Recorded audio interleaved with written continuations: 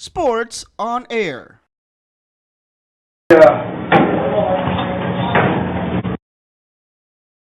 Our rhythm through the first two games, and they've done such an outstanding job of keeping us out of rhythm. And for the first time, I felt, especially third quarter, the way we started the third quarter, kind of made a statement there, and that kind of keyed us into our rhythm. And then the fans started getting into the game, and that lifted everybody up.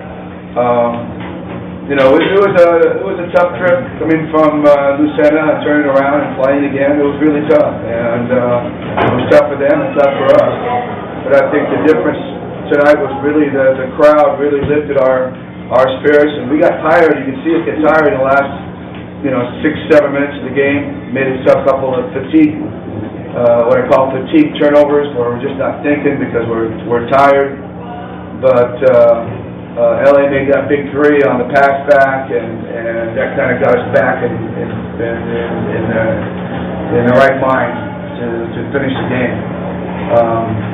But man, Durham was like a bulldozer out there. He was just getting to the rim every time he wanted, and he put the whole team on his back and made that comeback through him.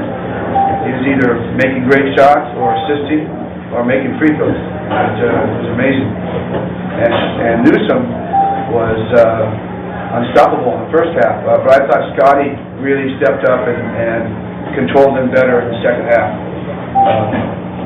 He really lifted his defense up. That was going to be one of the big keys to the game. I think a lot of people aren't going to notice is that defense he played on Newsom in that second half. Justin mentioned that you made him aware of Yeah, well, I think everybody did. I think Twitter did. I think Facebook did. I think every social media outlet did, and made a big deal about his assist numbers. But it's not really.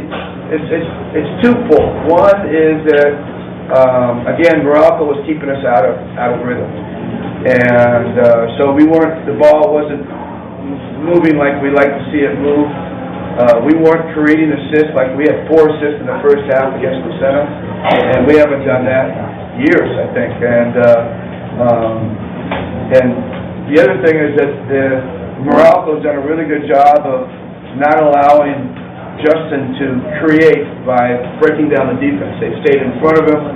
They've used Durham as their main weapon against him. They're just not giving him much penetration. When you can't get penetration into the defense, it's hard to create assists. Plus, we haven't been out on the fast break. We've been controlling tempo so much. So there's a myriad of reasons why. It's not because Justin doesn't like to pass the ball. We all know he loves to pass. He's a great passer. But the defense was just not letting him create. And again, tonight we got in the open court a little bit more.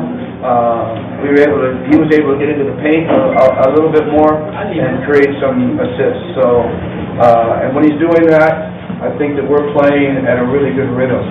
We're playing off his assists more than we play off his scores. How people play defense was Huge. Yeah, huge. I mean, we talked about it at halftime. I said this is the time for Japeth and Greg. They can really make a lot of forays into the paint and get some seals with Raymond out. It's a big difference. I mean, it was a 1-point game at halftime, and he went out early in the third, and we ended up beating them. We got up by 20 points. So obviously his presence or lack of presence was really felt.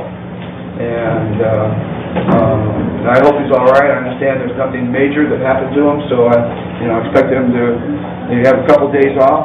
We'll plan for him to play on Wednesday.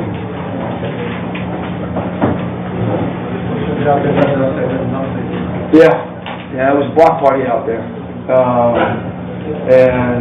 that's one of his greatest skills. I think he's got great timing. He gets off the floor so quick, and of course he's so long. You think you got the shot off, and he comes out of nowhere and does that. And that's something that he's been working on through the years, I think. And he's recognizing that that's a fun skill for him. And it's something that keys the team, it keys the fans, and blocking shots is a big turnaround play. And that's basically, I don't think there's anybody in the league that's a better weak side defender than Japeth. It's just a matter of him, staying low and being alert and seeing it coming and anticipating that shot and going and getting it. And he's learned to do that. So full credit to him because he's worked on that. He's worked on that part of his game and that defensive side of his game. I mean, basically with a block, and basically he decided the game today with his 7 blocks because our game was all keyed on the defense. He got tired. We all got tired. I mean, it was, like I said, tough turnaround. Guys were really digging deep, and I think, again, the crowd was the deciding factor to keep our energy up. And I think that their energy, was depleted, especially since Almazan was no longer there, able to rotate it and take off some of the load. So, but 2 days off, professional players recover in a hurry. So we expect on Wednesday there'll be another huge battle. And we said it before, it's the kind of games you're going to have. It's going to be ping pong back and forth, and nothing's going to come easy. We learned that in game 2. Nothing's easy.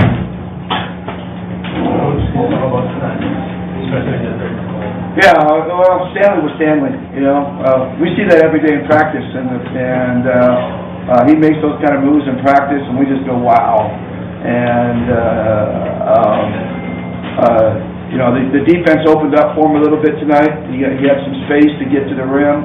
They've done a real good job of containing him on ball screens and containing him in the open court.